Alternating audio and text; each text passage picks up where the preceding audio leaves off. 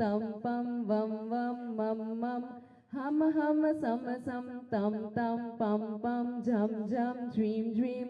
श्वीं श्वीं द्रां द्रां द्रीं द्रीं द्रावय द्रावय नमोरते भगवते श्रीमते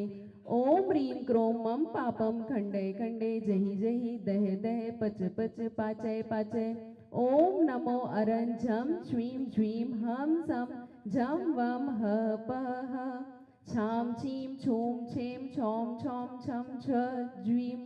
राम रीं रूं ह्रीं रौं रौं रं रः द्रां द्रीं द्रावय द्रावय नमो अरते भगवते श्रीमते ठठ अस्माकं समाधिस्थ परम पूज्य आचार्य गुरुदेव श्री विद्यासागर जी महामुनिराज आचार्य श्री समय सागर जी महामुनिराज समस्त चतुर्विद संगा नाम आरोग्यार्थम धारा देखने वाले करने वाले सुनने वाले बोलने वाले आरोग्यार्थम सकल दिगंबर जैन समाजस्य भारत देशे आरोग्यार्थम श्रावक से श्री श्रीमान कहाँ से पढ़ना भैया कुमारी सान्या शुभांशु श्रीमती शांतिबाई जी श्री रमेश चंद्र श्रीमती स्मिता पर्व सदन जबलपुर परिवारस्य श्रावक से श्री श्रीमा कुमारी सान्या जैन श्रीमती अच्छा श्रावक से श्री सतीश कुमार मयूरी ये श्रावक से श्री सतीश कुमार मयूरी अनीता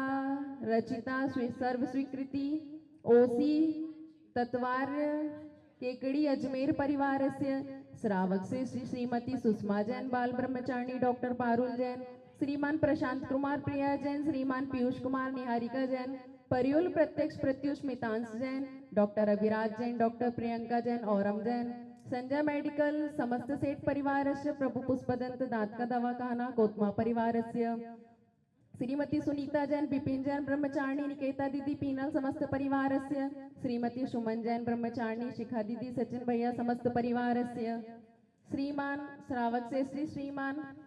दिलीप नावीराय मेघो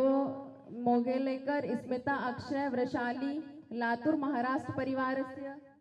परमार वंशी राजा मुंज के काल में आचार्य शुभचंद जी हुए हैं और उन्होंने अपना एक ज्ञानार्णव नामक ग्रंथ लिखा है। ज्ञानार्णव ग्रंथ में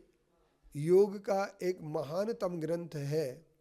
और जैन योगियों के लिए योगी कल्पतरु के रूप में कहा गया है। वो ये कहते हैं कि जो योगी होते हैं वो देव देवम वृषध्वजम,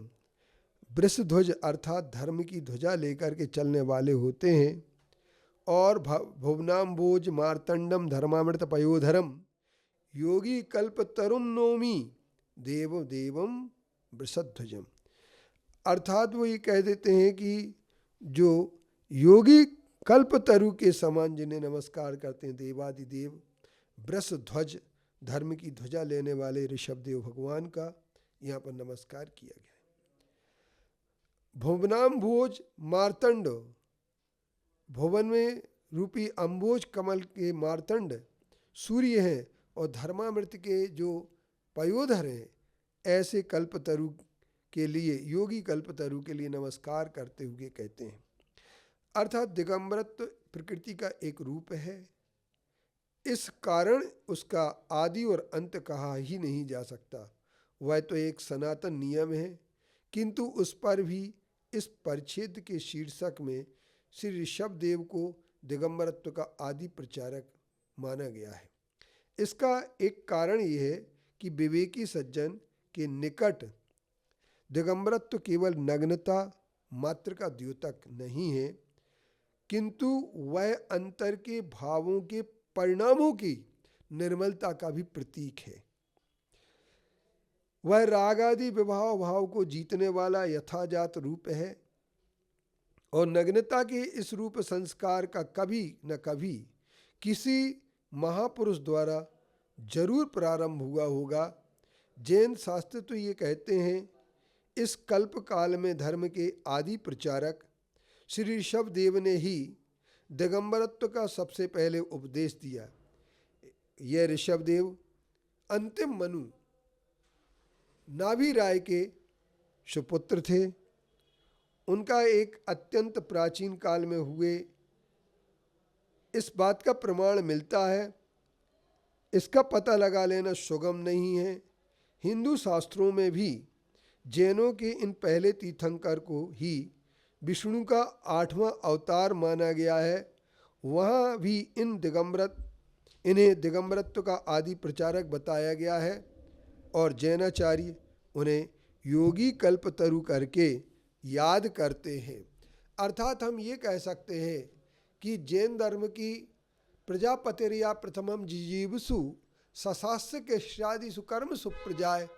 प्रबुद्ध तत्वापनरुद्भतोदयो ममत्व तो निर्विविधि विदाम्बराय। अर्थात प्रजापति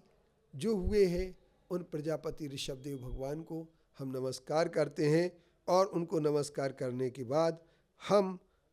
उनके माध्यम से दिगंबरत्व के आदि प्रचारक ऋषभदेव को स्वीकार करते हैं।